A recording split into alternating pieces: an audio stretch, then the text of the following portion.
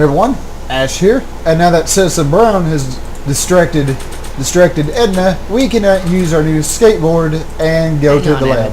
Hope you're ready for a big breakup.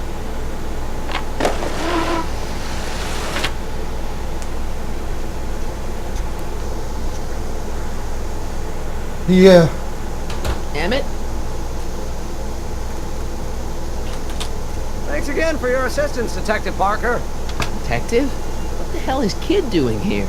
Nothing criminal, I assure you. I was just getting a mind map of Mr. Tannen for our exhibition at the Expo. The authorities wouldn't allow Edna and I to stage a demonstration of the mental alignment meter with a violent felon, but this little baby is just as good.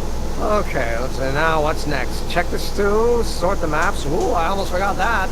Edna really is cracking the whip, isn't she? Well, yes, but she's got my best interests at heart. Without her, I can get so distracted. Did she send you down here to check up on me? Yeah, she wanted to come herself, but... She's busy too, I know. Well, you're a poor substitute for Edna's lovely features, but make yourself at home. Thanks. No thanks are necessary. Without you, I'd never be where I am now. In love with the woman of my dreams. And a mere 6 hours from my first public triumph as a scientist. Wait a minute. 6 hours? Jumping Jehoshaphat, I'm running out of time! Oh, he's gone a little crazy. But of course, given the fact that who he's dating, yeah, not to be too surprised there. If I'm gonna take Emmett's mind map, I better replace it with another one. Okay, we've got to find. Do we need to replace it with Kids? The mind of a degenerate criminal. That's Kid Tannen's mind map, as captured by our mind map helmet. You could tell he's a criminal just by looking at this? No, but when it's fed into the mental alignment meter...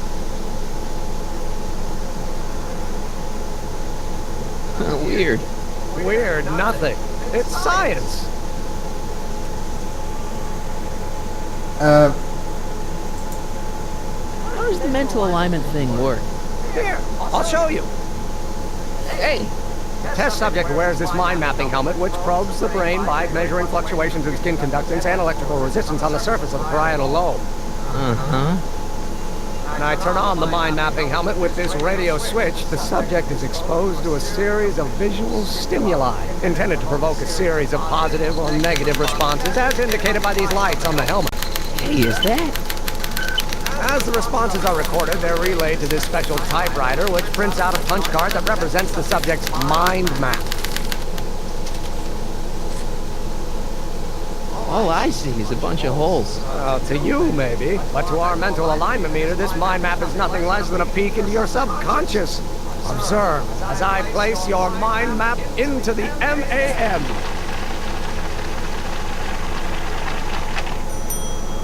Layabout. Is that machine calling me a slacker? No, your own physiological responses did.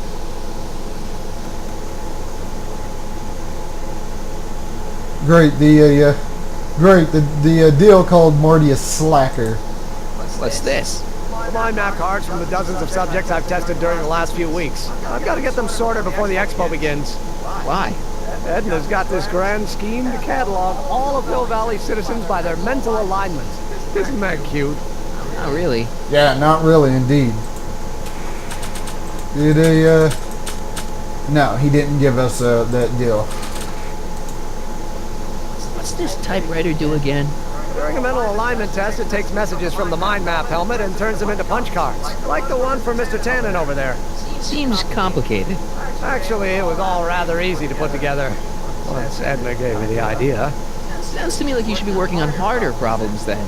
What? Sorry, I've got to get back to work. Okay, what's this? What's this? That's a can of used motor oil, rocket fuel waste, and assorted chemical sludge left over from my abandoned rocket car. Gross. Accounting doesn't enter into it, but it is disgusting. Would you mind disposing of it on your way out?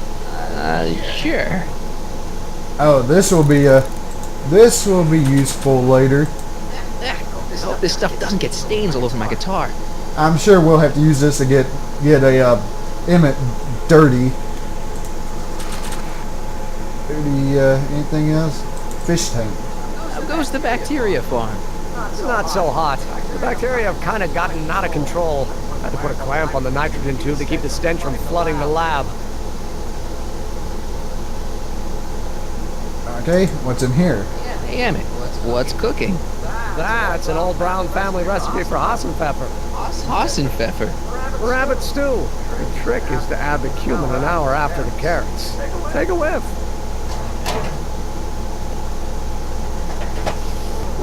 Isn't that just about the best thing you've ever smelled in your life?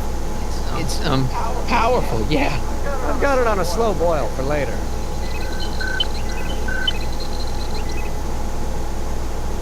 Okay, stew pot. The generator. I'd be careful of that if I were you. Why? The rocket fuel experiment must have stripped one of the teeth in the hand crank. As a consequence, if you turn it for more than 10 seconds, it... Wow! Sends out an electric shock.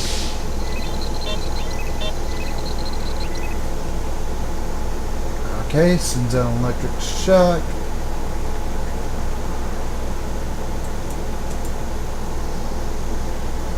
I don't care by Trixie Trotter. Edna doesn't approve of that sort of music, but I find it very soothing. Oh.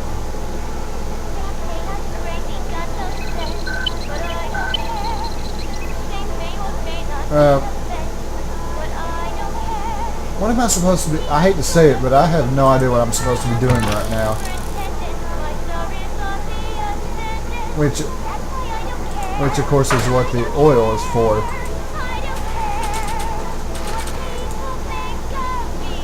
Hey, Emmett, I've got a... Whoa! Whoops. What the heck? Oh, jeez, I'm sorry. Your suit's ruined. Edna's gonna be royally PO'd. Wrong. What? When Edna gave me this suit, I realized that the probability of me keeping it clean was infinitesimally remote. So I spent a few hours whipping up this. Whoa! What was that? A chemical compound capable of wiping the grime off any surface. It'll make a fortune. Not anytime soon, I'm afraid. Due to an inherent instability in its molecular makeup, after 12 hours, the cleanser's component chemicals break down into a series of cloth-shredding enzymes, rendering it unsuitable for commercial use. Wait a minute. Does that mean your suit's gonna dissolve in 12 hours? Hey, gods, no. The solution dissipates into the air after it's applied. But it does mean that after this batch of cleanser ages another 11 hours and 53 minutes, it would eat away this suit faster than 1,000 starving moths. And that would be a crisis of unimaginable proportions. Why? Because this suit belongs to Edna's grandfather, who wore it on his wedding day. Poor guy was gunned down just a few years later. Emmett? Well, enough wool gathering. Back to work. Okay, that didn't exactly work the way we had hoped. Can we go back there and look at this, yeah, this? That cleanser doesn't seem very portable. It isn't, but this is. Perfume bottle? Yes. No. I mean, yes, it's a perfume bottle, but inside is a concentrated dose of my all-purpose cleanser. With a little luck, this should last me through the next 12 hours before its component chemicals break down into a series of cloth-destroying enzymes. Clever. Yoink. I said yoink. What the hell is that? What? Sorry, I thought I saw a tarantula. Sorry, Emmett, but we're going to have to use this. Emmett says this stuff will clean anything, but it only has a 12-hour shelf life. Too bad I haven't got 12 hours. Or do I? Alright.